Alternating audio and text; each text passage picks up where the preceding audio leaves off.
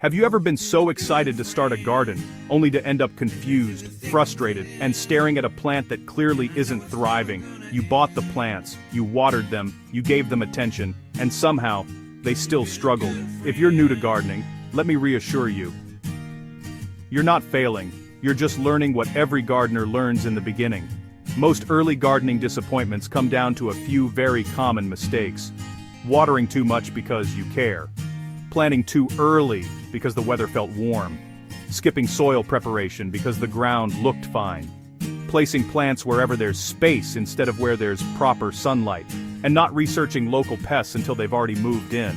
I've made every one of these mistakes. Almost every experienced gardener has. The difference between frustration and success isn't a green thumb, it's understanding these basics. In this video, we're breaking down the most common beginner gardening hiccups and, more importantly, how to avoid them. Because once you correct these foundational mistakes, everything changes. Your plants grow stronger, your harvest improves, and your confidence skyrockets. If you're ready to stop guessing and start growing with intention, let's get into it. 1. Overwatering. It sounds harmless, right? Plants need water, so more water must mean more growth. Not exactly. Here's what most beginners don't realize. Plants don't just need water, they need oxygen too. And when soil stays constantly soaked, the roots can't breathe. Instead of thriving, they begin to suffocate. That's when root rot sets in. And once that happens, the plant starts to decline fast. The tricky part? Overwatering and underwatering can look the same. Yellow leaves, wilting, drooping stems.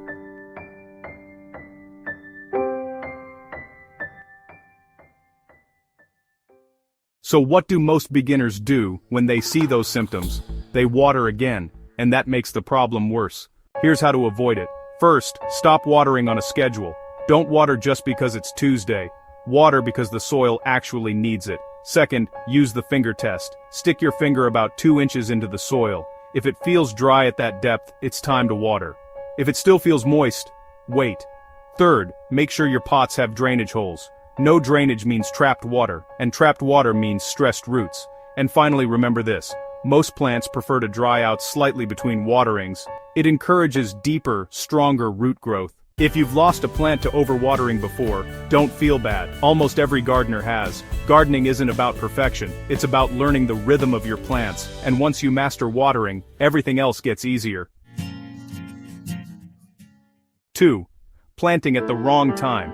You walk into a garden center, see beautiful tomato plants in early March, get excited, and plant them immediately. Then one cold night hits, and everything dies. Here's the truth. Gardening isn't just about what you plant, it's about when you plant.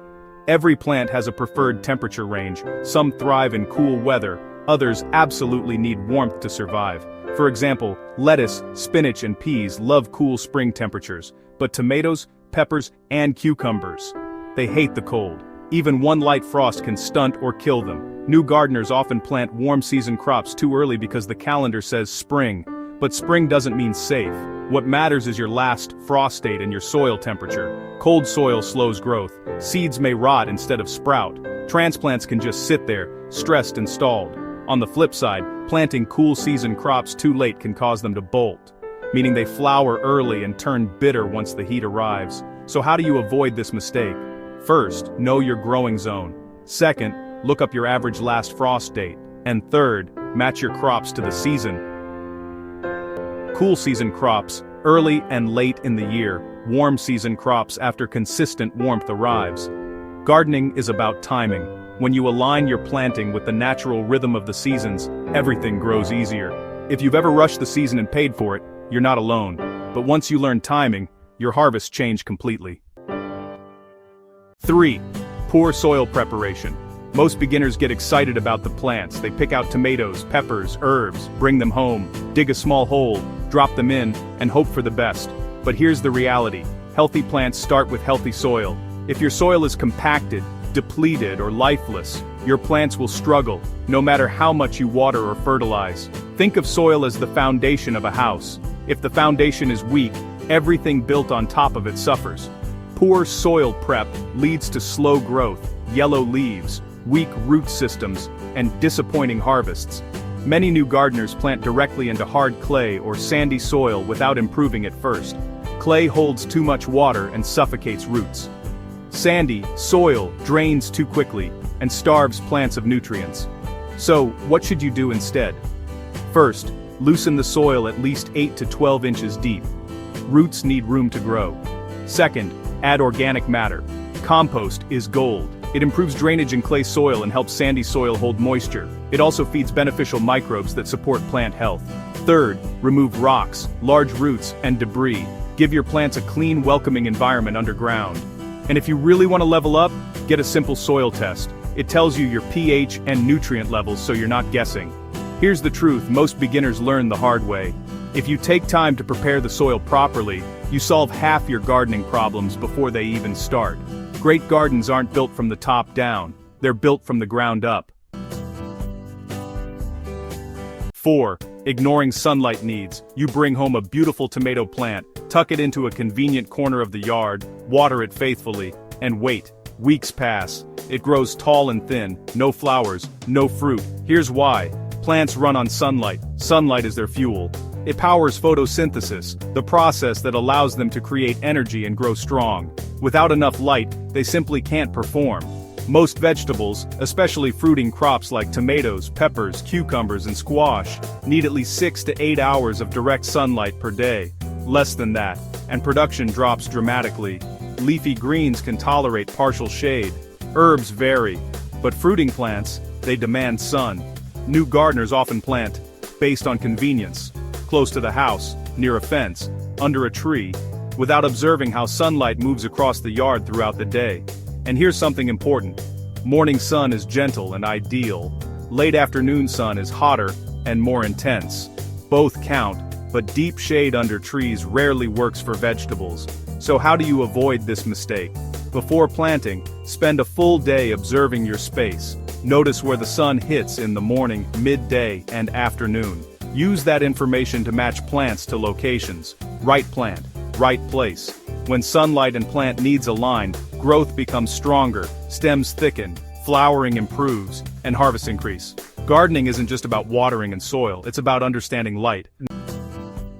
And 5. Skipping research on pests. You plant your garden, everything looks amazing. Leaves are green, growth is strong. Then one morning, you walk outside and something has chewed holes through your plants. Or worse, your once healthy tomato plant is suddenly covered in tiny insects. Here's the truth, if you grow plants, pests will come. It's not a matter of if, it's a matter of when. New gardeners often wait until there's a problem before learning what they're up against. And by the time you're reacting, the damage is already done. Different plants attract different pests. Tomatoes attract hornworms and aphids. Squash attracts squash bugs and vine borers. Cabbage attracts caterpillars. And leafy greens? Slugs. Love them. When you skip research, you miss the warning signs. Tiny eggs under leaves, discoloration, chewed edges, sticky residue. So what should you do instead? Before planting, take 5 minutes to research the common pests in your area. For each crop you're growing, know what they look like, know when they typically appear, and know 1 or 2 simple prevention methods, like row covers, companion planting, proper spacing for airflow, or regular leaf inspections. The best defense in gardening is early detection. A quick weekly check under leaves can prevent a full infestation.